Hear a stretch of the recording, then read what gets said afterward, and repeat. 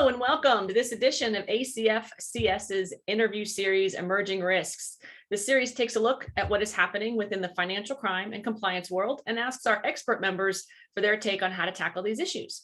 For this session, we'll be tackling decentralized fundraising. I am Erin O'Loughlin, Senior Director of Training for ACFCS. We begin this episode with a focus on the most important headlines dominating our world, the Russian invasion of Ukraine, and what this means for our fin crime professionals working these issues. Over the past month, the world's collective attention has been focused on everything Russia. Within the financial crime compliance industry, the biggest analyses have been regarding the removal of Russia from SWIFT as well as in sanctions. We'll be talking about this and others. This episode, we bring you Stephen Sargeant, founder and Chief Web3 and Airdropd, Inc., to shed light on these issues, particularly when it comes to decentralized fundraising. Stephen will teach us what decentralized fundraising is and how it affects financial institutions, their review, and their exposure to Russia. Stephen, thank you for being here. Thanks so much for having me, Erin. Always a pleasure to join you and ACFCS on emerging trends and risks. Great, let's get right into it. What exactly is decentralized fundraising? So it's basically fundraising without the need for central authorities to process the transactions. What we saw even earlier this year was from the GoFundMe incident that we saw with the Freedom Convoy in Canada.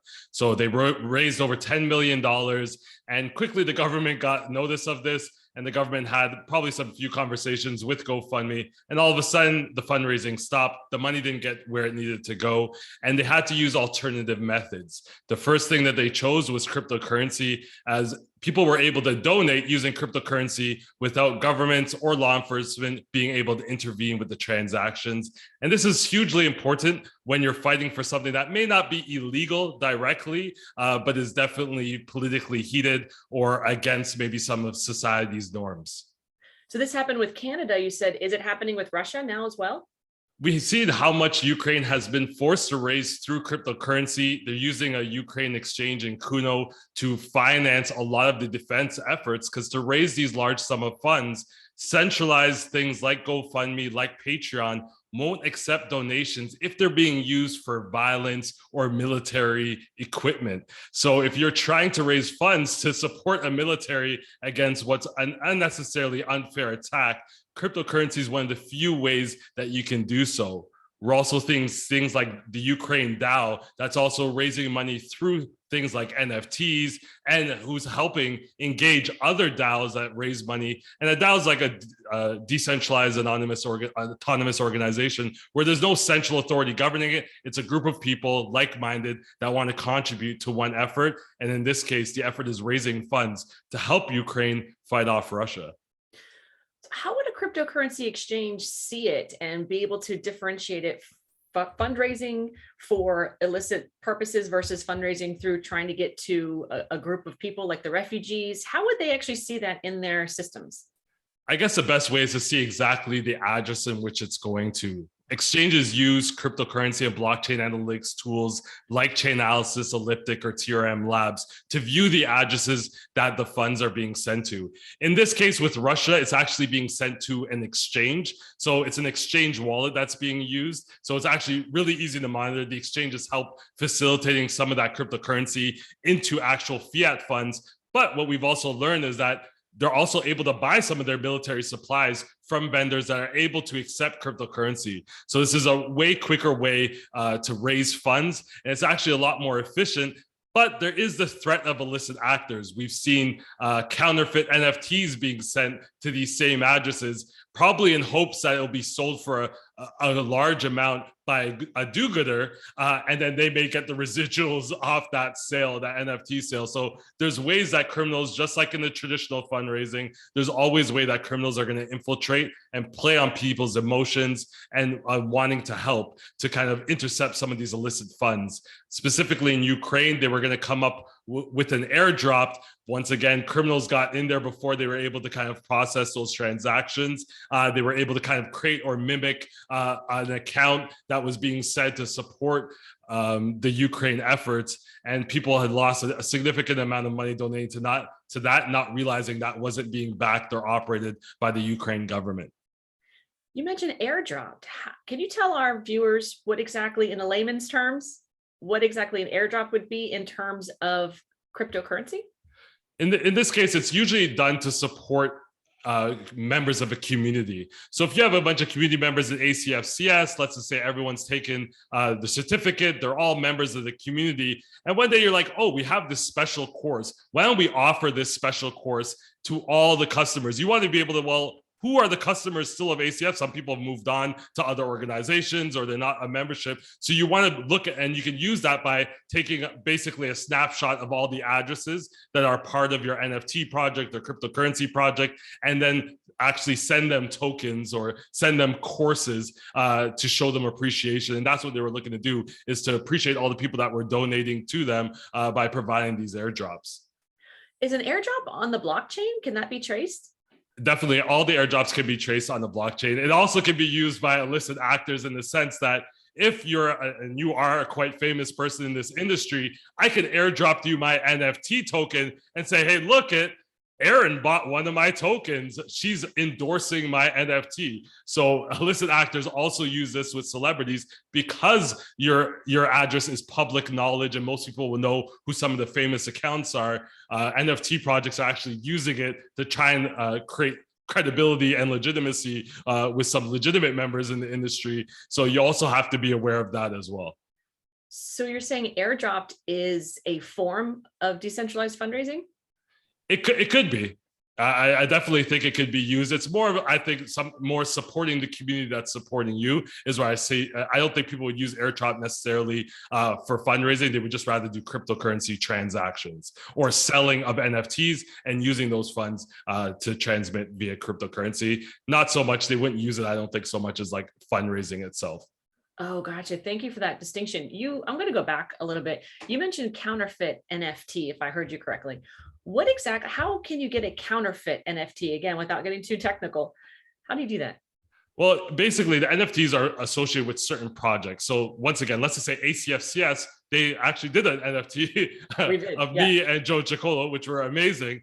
But let's just say another company, let's just say QR association wants to do the same thing. All they'd have to do is the famous saying is right click and save this, take those same images of that NFT and start selling that image of their own. Now, the metadata won't be the same. It won't have the same unique information that your NFT would, or it may not come with the same access. Maybe your NFT comes with access to certain courses, to certain information, to attend certain events. So they're basically taking the image and counterfeiting that without maybe the funds going to the right place, which is the most important part in the NFT case for the DAO Ukraine, is that the NFTs, the funds wouldn't have been going to who they necessarily needed to go to. Now, for our audience, our target folks who are watching this, when you're talking these sorts of things, the NFTs, the airdrops, how to look at them, decentralized fundraising, this is mostly for the folks inside cryptocurrency exchanges and or the blockchain analytics groups, correct? I would say this is where they would see it the most. I think traditional institutions might see wire transfers to cryptocurrency exchanges or service provider to kind of convert their funds into cryptocurrency. Also, because it's on the blockchain, people like to show receipts. If you're donating to the Ukraine cause, a lot of people on social media want to show that they're donating to the Ukraine cause, and they want to show that they're doing it in a fun, exciting, and hip way. So they might actually want to convert their funds into cryptocurrency and send to these organizations as well. And it sounds like what you just mentioned sounds like another need or another emphasis, which we don't need any more emphasis, but I always do, on OSINT. People saying that they're wanting to show, well, they show that on social media, don't they? So another need for our, excuse me, our financial crime investigators, whether that be in a bank or in a cryptocurrency exchange or in a blockchain analytics group, they need to pay attention to the OSINT that's coming out, the open source intelligence, to see how many things are happening. Oh, that's my customer. And they just advertise that they sent something to Airdrop, that they did the following things. That's another reason. Is that what you're saying? Yeah, and even traditional financial institutions, they have to understand the industry. Even if it's cryptocurrency and they're not dealing with cryptocurrency, which is what a lot of financial institutions say, there are some residuals if they're sending funds to a cryptocurrency exchange in order, hey, to finance what is still a war. Whether you're on the side of Ukraine or not, you're still financing war. And I think this is one of the huge issues with these decentralized ways of fundraising, is that you don't know who else is contributing to these causes. And a lot of I think it was the Ukraine DAO, is also organized with people that are organizing DAOs for raising funds for the ex-Wikipedia person, Julian Assange, which a lot of people have said he's alleged to have committed some pretty gruesome acts. So now you're getting mixed in with where are your morals? That's the thing with decentralization, is that it's not just you contributing to a certain thing, it's a bunch of people. And now you're technically associating yourself with these people. And I think that's where the government tried to utilize in the media, especially in Canada, is where, hey, you're donating to a cause that has white nationalists or white supremacist groups in it. So you actually have to really be careful of like what you're associating with yourself for, because there was some repercussions for people that didn't donate to that cause without them knowing. How would our FinCrime professionals know what the fundraising mechanism is, whether the money is being sent to Ukraine or whether the money is being sent to China, whether it's being sent to the convoy in Canada? How would they know that? And what kinds of things do they look at as far as their risk is concerned? I think for a traditional institution, you have to see what are the type of exchanges that they're going to. And this is where you mentioned open source. If I see all of a sudden my Canadian customers are sending to Kuna, which is a Ukrainian-based crypto exchange, when there's tons of exchanges here in Canada and the US, and you know that Kuno is accepting certain funds to help facilitate defense mechanisms for the Ukraine, then you use that open source to be like, hey, this is not regular behavior from this customer. So you can start using, and that's whether you're working for a traditional financial institution or a cryptocurrency exchange, that you can kind of use that open source to at least figure out where's my customer sending the funds is, and what are other people sending their funds to the same institution for. And I think you'd be able to come up with some pretty decent open source information and tell you what the causes are that your customers are supporting. In your experience, are you seeing a rise in the decentralized fundraising space?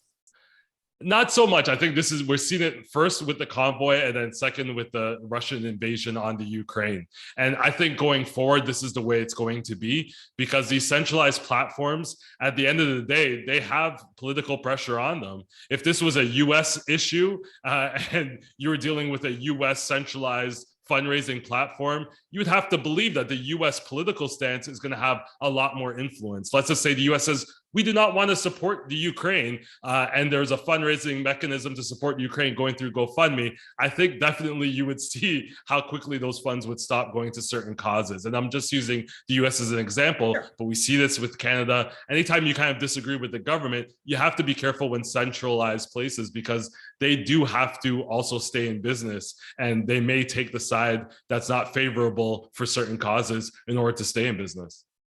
What would you say, before we get to our last question, what would you say is the downside to a customer using a decentralized fundraising mechanism? And I'll give you an example. It was the example of the Canadian convoy. The government just turned it off quickly. You just said, if you disagree with the government, they can turn it off, they can do it. And I'm using that in a layman's term. What is the other downside, or are there any for anyone using a decentralized fundraising mechanism? I think the only downside I can see is what I mentioned before. You may be associated with people that are also supporting activities that morally you don't agree with. So that's a huge problem. Like if I'm donating to a convoy and it's like, okay, white supremacists, like my community may be wondering, well, why are you donating to this cause? Even though that's not the main reason for my donation. I think secondly, anytime you're involving a centralized checkpoint, you're at risk of your funds getting seized. So if you're going to do decentralized fundraising, don't use a cryptocurrency exchange to kind of fundraise through, or use those funds or send those funds to in order to hold, because if you do, there is a chance that we saw with the Canadian government, they were able to go to a lot of the exchanges and request that those funds be frozen. So if you are going to make sure that your decentralized fundraising is done with your private wallet and it's absolutely decentralized, a lot of the Canadian or the global exchanges said, hey, there's nothing we can do. If we get a court order, we do have to listen to the government in those instances. So as I said, nobody's going to risk their entire business model for a certain cause, I don't think. Yeah, that's right. Because if you're decentralizing in a fundraiser, why would you send it through a centralized exchange? That doesn't make much sense. So yeah, thank you for bringing up that distinction for our listeners there. I could talk to you about this. There's so much more to go on about this, but we're keeping these things short. Lastly, let's give our listeners something to take back to their desks. How do you feel that decentralized fundraising is going to shape in our industry in, say, the next 5 years?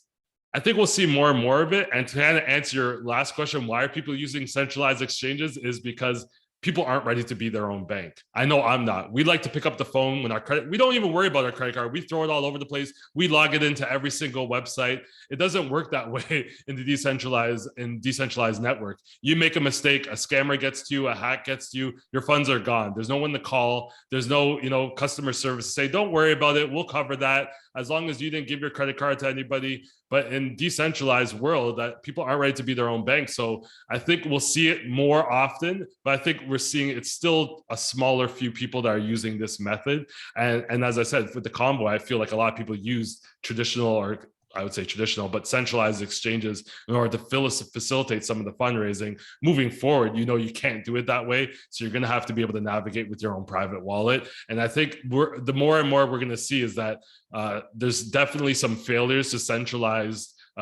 decentralized platforms, and they're not going to get any better, right? They've definitely took a stance right now in the midst of some of the most important issues in the world. I don't see them easing off of their stance. And we're seeing that all the government has to do, or anyone has to do, is kind of wrap it around sanctions. And as soon as you mention the word sanctions and you're a crypto exchange or even a traditional institution, you're going to side on it, or at least err on the side of caution and not want to deal with any of the fundraising, versus trying to figure out which fundraising is going to the right cause and which fundraiser might be coming from or going to sanctioned entities.